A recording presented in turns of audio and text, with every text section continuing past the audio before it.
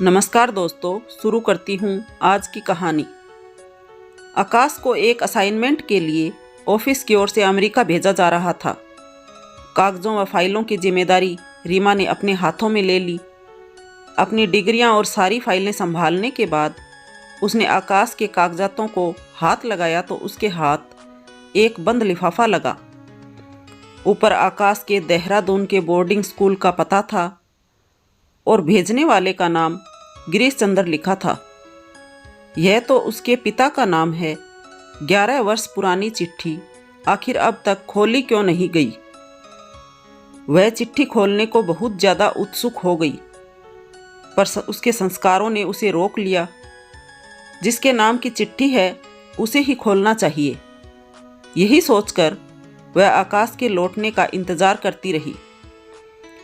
ऐसा नहीं था कि इस लिफाफे पर इससे पहले उसकी नज़र नहीं पड़ी थी, बल्कि तब भी उसने आकाश को टोका था, पर उसी ने बात बदल दी। यह सचमुच ही खोलना भूल गया था। कारण जो भी रहा हो, पर आज इस बात का फैसला करके ही रहेगी। वैसे तो वह आकाश को पिछले 10 सालों से जानती थी। दोनों इंजीनियरिंग कॉलेज में साथ थे। वह उसकी बेस्ट फ्रेंड थी। दोनों की दोस्ती को देखते हुए रीमा के मम्मी पापा ने उनके जॉब लगने के 2 वर्ष बाद उनकी शादी करा दी थी। आकाश के परिवार के नाम पर बस माँ थी। उन्हें विवाह से कोई ऐतराज़ नहीं था, बल्कि बेटे की खुशी में ही उनकी खुशी थी। एक छत के नीचे तीनों बेहद खुश थे। जब दोनों के प्रेम के प्रतीक का जन्म हुआ तो सब खुशी से फूले नहीं समाये। अच्छा हुआ जो उसका स्कूल में दाखिला नहीं करवाया। अब वहीं पढ़ेगा। उनकी बरसों की तमन्ना पूरी होने जा रही थी। इस अवसर पर खुश थे, मगर आकाश को माँ की चिंता थी। जब रीमा के माता पिता ने जाने की खबर सुनी तो उनकी जिम्मेदारी अपने सिर ले ली। अब उनकी सारी चिंताएं खत्म हो गई। 2 हफ्ते के बाद की टिकट थी, तो भाग दौड़कर दंपति ने लगभग सारे काम निपटा लिए। थोड़ी बहुत शॉपिंग रह गई। इन्हीं ख्यालों में खोई रीमा आकाश के कमरे में दाखिल होते ही पूछ बैठी, आकाश, इस लिफाफे का क्या करना है? रख लो बिना खोले। हाँ। और कितने साल नहीं खोलोगे? आजीवन नहीं खोलूँगा, पर यह तुम्हारे पिता की चिट्ठी है। आखिर देख तो लो कि इसमें लिखा क्या है। क्या होगा, सफाई दी होगी कि क्यों गए हमें छोड़कर। तुम नहीं जानती कि उन्होंने हमारे साथ क्या किया था। वह मुझे और मेरी माँ को बेसहारा छोड़ गए थे जब मैं मात्र 6 साल का था। बाद में चिट्ठी लिखकर मुझे अपनी ओर खींचना चाहते हैं। इसे पढ़कर कहीं मैं पसीज गया तो? तुम क्या अंतर्यामी हो जो बिना पढ़े ही जान लिया? पिता होकर पिता का दर्द नहीं समझोगे तो कौन समझेगा? ये सब मुझसे मत कहो। उनको समझने के चक्कर में मैं माँ का अपमान नहीं करना चाहता। ताउम्र उन्होंने जो तपस्या की है उसकी तौहीन नहीं करना चाहता। आई एम सॉरी आकाश, मैं माँ के प्रति तुम्हारी श्रद्धा का सम्मान करती हूँ, पर सच्चाई से मुंह मोड़ने के मामले में तुम्हारा विरोध करती हूँ। तुम चाहे जो सोचो, पर आज ये बंद लिफाफा खोलना ही होगा। अपने लिए ना सही, अपनी माँ के लिए ही कम से कम देखो तो सही कि वह कहना क्या चाहते हैं। आखिरकार पूरे 11 साल बाद खुली चिट्ठी में सब कुछ धुंधलाया सा था, भाव भी और शब्द भी। एक पीले से कागज़ पर जो अक्षर दर्ज थे वह कुछ इस प्रकार थे, प्रिय आकाश, तुम्हारे 18वें जन्मदिन पर तुम्हें यह चिट्ठी लिख रहा हूँ। हर पिता की तरह मैं भी अपने पुत्र पर गर्व करता हूँ।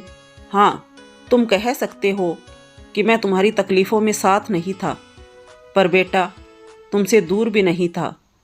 तुम्हें याद है उस रोज़ जब तुम साइकिल से गिर गए थे?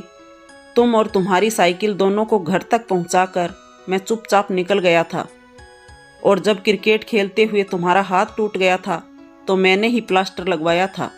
हाँ, वो लॉन्ग कोट वाले अंकल जो हर परेशानी में ओह नो, आकाश बुदबुदाया। हाँ, सही पहचाना, वही लॉन्ग कोट वाले अंकल जो तुम्हें दूर से ही बढ़ते देख रहे थे। याद है तुम्हें? जब तुम्हारे इंजीनियरिंग प्रवेश परीक्षा रिजल्ट आया तो मैं खुशी से नाचा था। बस तुम्हारी माँ का सामना करने का साहस नहीं था मुझ में, या शायद करना ही नहीं चाहता था। दरअसल मैं और सुधा दूसरों के द्वारा तय किए रिश्ते में बंधे थे। दोनों एक दूसरे के विपरीत स्वभाव वाले, पर एक बात में बिल्कुल एक से थे। हमें टूटना गवारा था, पर झुकना नहीं। हम एक दूसरे को बदलने में लगे थे, एक दूसरे को स्वीकार ही नहीं कर पा रहे थे। इसलिए हम आपसी सहमति से अलग हो गए। यकीन मानो, उस वक्त यही सही लगा था। मैं जानता हूँ कि मैंने तुमसे तुम्हारा बचपन छीना है, इस नाते मैं तुम्हारा अपराधी हूँ। पर मुझे पता है कि सुधा ने तुम्हें बहुत अच्छे संस्कार दिए हैं। हम साथ होते तो आपसी कलह के कारण तुम्हें ठीक से बड़ा नहीं कर पाते, लड़ते झगड़ते ही रह जाते और तुम पर इसका बहुत बुरा असर पड़ा होता।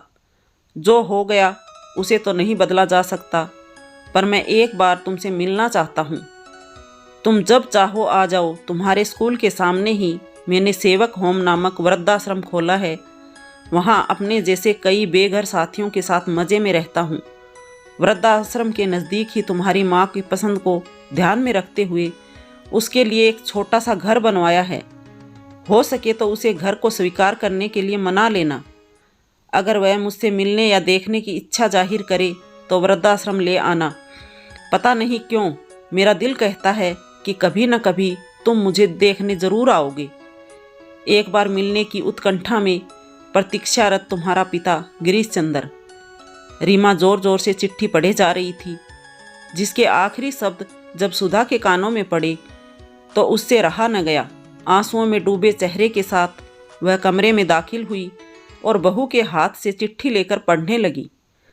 हर शब्द सीधे कलेजे में उतर रहे थे।